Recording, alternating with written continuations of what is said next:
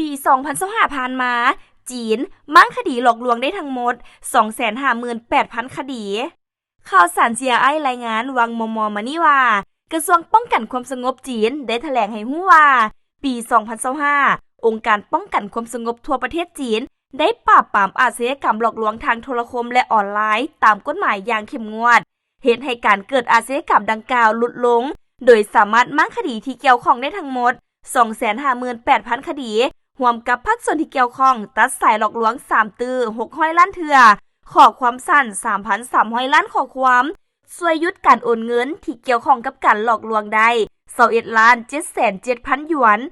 ภาคส่วนป้องกันความสงบแห่งต่างๆของจีนได้ศึกษาอบรมและตักเตือนต่อหน้ารวมทั้งหมด 6,747,000 เทื่อคนท่านจางมิงโฆษกกระทรวงป้องกันความสงบจีนแจ้งให้รู้ว่าปี 2025 กระทรวงป้องกันความสงบจีนได้ปฏิบัติการพิเศษจับตัวผู้สนับสนุนอยู่เบื้องหลังหัวโปโตการและสมาชิกสำคัญของกลุ่มหลอกลวงได้ทั้งหมด